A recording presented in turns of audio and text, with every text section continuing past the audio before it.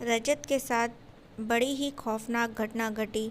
इस घटना के बारे में आज भी अगर वो सोचता है तो उसे कुछ समझ नहीं आता और वो घबरा सा जाता है। चलिए जानते हैं रजत के साथ ऐसी क्या खौफनाक घटना घटी थी। एक बार की बात थी, रजत एक बिल्डिंग को रेंट पर चलाया करता था। उस बिल्डिंग के कमरा नंबर 6 में कुछ अजीबोगरीब सी चीज़ें थी। एक बार जब उसमें एक परिवार रहने के लिए आया तो उनमें से एक इंसान की मौत हो गई। उस मौत का जो भी कुछ था, किसी को समझ नहीं आया आखिर वो मौत हुई तो हुई कैसे। इसके बाद वो घर उन लोगों ने खाली कर दिया।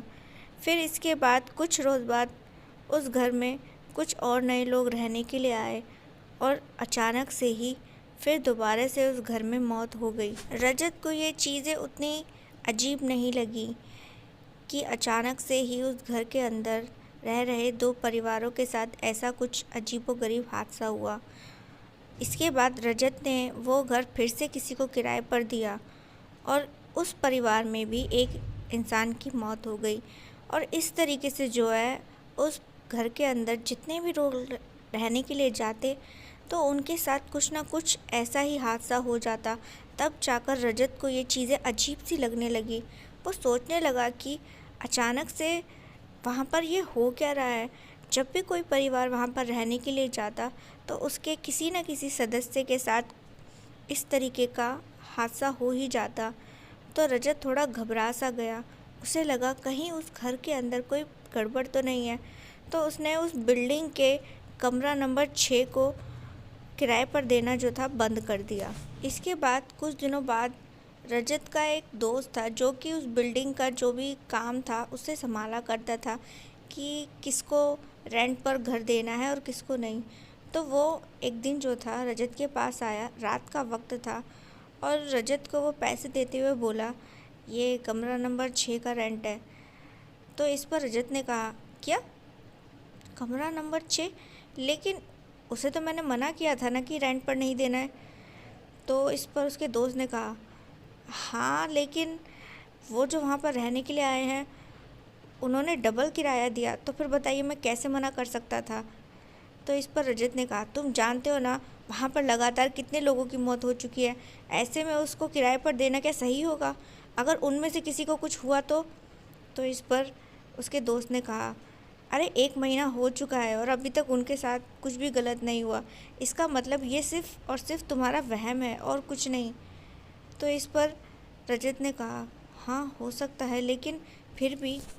इसके बाद रजत का जो दोस्त था वो किराया देने के बाद चला गया और फिर कुछ दिनों बाद जो था अचानक से ही उसके घर पर फिर से किसी ने खटखटाया और जब उसने दरवाज़ा खोला तो देखा कि एक अजीबोगरीब सा दिखने वाला आदमी उसके दरवाजे पर खड़ा था।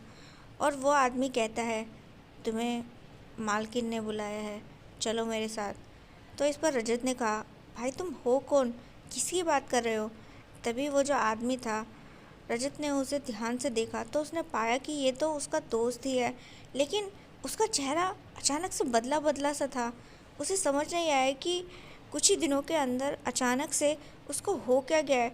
उसके चेहरे पर अजीब सा ही भाव था। यहाँ पर रजत का जो दोस्त था वो रजत को ज़बरदस्ती अपने साथ लेकर जाने लगा। तो ये दोनों जो थे बाइक पर बैठे हुए थे। रजत ने अपने दोस्त से कहा, ये तुमने बिल्कुल भी ठीक नहीं किया और कल तक तो तुम मेरे लिए काम कर रहे थे ना, आज तुम्हारी ये नई मालकिन कौन हो गई है? इसके बाद जो था उसका दोस्त उसे उसी की बिल्डिंग तक लेकर पहुंचा। तो रजत हैरानी से देखने लगा। उसके दोस्त ने बताया कि इस बिल्डिंग में कमरा नंबर 6 जिन लोगों को दिया था, अब उसका दोस्त जो है उन लोगों के लिए काम करता है और ये जो है 2 औरतें हैं। तो रजत जो था अपने दोस्त को कहता है, ठीक है मैं जाता हूँ। इसके बाद जो था रजत जैसे ही वहाँ जाने लगा तो वो उस कमरा नंबर 6 तक पहुँचा। उसका दरवाज़ा थोड़ा सा खुला हुआ था। उसने उस थोड़े से खुले दरवाजे से देखा कि वो जो 2 औरतें हैं काले रंग के कपड़े पहने हुए कुछ काला जादू जैसा कर रही थी, जिसे देख वो एकदम से घबरा गया। उसे लगा कहीं वो उसे जान से ना मार दे। तो इसी घबराहट में जो था वो जैसे ही वहाँ से जाने लगा तो उसे याद आया कि मेन दरवाजे पर तो उसका दोस्त खड़ा था। तो अगर वो वहाँ से जाएगा तो हो सकता है वो जाने ना दे। तो इसलिए वो उस बिल्डिंग के दूसरे रास्ते से वहाँ से निकल के भागा, और जब वो भागा तो उसने देखा कि उसके पीछे उसका दोस्त बाइक पर आ रहा था। वो घबरा सा गया, उसे समझ नहीं आ रहा था कि आगे अब क्या किया जाए। तभी अचानक से एक कार उसके पास आके रुकी, जिसमें एक आदमी बैठा हुआ था। उस आदमी ने उसे कार में बैठने का इशारा किया। रजत को यहाँ कुछ भी समझ नहीं आया और वो तुरंत ही उस कार में बैठ गया। वो आदमी जो था उससे कहता है, अगर तुम्हें अपनी जान प्यारी है तो मेरे साथ चलना ही होगा। रजत ने कहा, मैं अपनी जान बचाने के लिए कुछ भी करूँगा। ठीक है, जैसा तुम कहते हो वैसा ही करूँगा। तो फिर इसके बाद जो था वो आदमी अपनी कार को बड़ी स्पीड से दौड़ाता है। यहाँ पर रजत का जो दोस्त था अपनी बाइक पर उसके पीछे आ रहा था। तभी जो है वो आदमी जो था रजत को एक मंदिर लेकर पहुँचता है। वहाँ पर पहले से ही एक लड़का और था। तो यहाँ पर उन तीनों में बातें होती हैं कि वो जो उसके फ्लैट में औरत रहती हैं, दरअसल में वो काला जादू करती हैं। जो आदमी रजत को वहाँ पर लेकर आया था उसने कहा, क्या तुम्हारा जन्म अमावस्या के दिन हुआ है? तो रजत ने कहा, हाँ। तो इस पर उसने कहा, इसीलिए वो औरतें तुम्हारे पीछे पड़ी हैं, क्योंकि उन्हें अपनी शक्तियाँ बढ़ाने के लिए ऐसे किसी इंसान की बलि चढ़ानी है जो अमावस्या के दिन पैदा हुआ हो। इस तरीके से वो जो दूसरा लड़का था उसने भी बताया कि उसके साथ भी कुछ वैसा ही हुआ है जैसा कि रजत के साथ हुआ है, कि अचानक से ही जिस मोहल्ले में वो रहा करता था वहाँ मौतें होने लगी, और उसके बाद वो दो औरतें वहाँ पर किराए पर कमरा लेकर रहने लगी। और एक दिन वो लड़का उनसे टकरा गया और फिर इस तरीके से वो उसे जान से मारने की कोशिश करने लगी। लेकिन टाइम पर जो था ये जो आदमी जिसने रजत को बचाया था ये लोग आ गए और उस लड़के को भी बचाकर वहाँ ले आए। तभी वहाँ एक पंडित जी आते हैं और उनको कहते हैं कि उन्हें अगले 7 दिन तक इसी मंदिर में रहना होगा और यहाँ पर कुछ हवन होंगे, जिसके बाद वो औरतें शांत हो जाएंगी। और फिर पंडित जी ने वही सब किया जैसा उन्होंने कहा था, जिसके बाद 7 दिन बाद वो लोग वहाँ से अपनी जान बचाकर सही सलामत अपने घर पहुँचे और सारी बातें अपने घर वालों को बताई। तो किसी ने भी एक पल के लिए तो विश्वास ही नहीं किया। और फिर रजत ने अपने उस दोस्त के बारे में परिवार से पूछा तो उन्होंने बताया कि हाँ, वो एक दिन उसको ढूंढते हुए उनके घर तक आया था, लेकिन जब वो उसे नहीं मिला तो वो वहाँ से चला गया और उसके बारे में उन्होंने पता किया तो वो दोबारा कभी नज़र नहीं आया।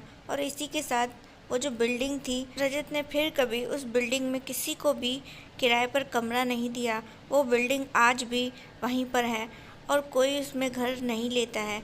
अब तो वो बिल्डिंग का आलम ये हो चुका है कि लोग उसे हॉन्टेड कहते हैं और कोई भी उसके आसपास तक नहीं फटकता। रजत आज भी उस घटना को सोचता है तो उसकी रूह कांप जाती है कि न जाने उसके साथ ये सब क्या हो।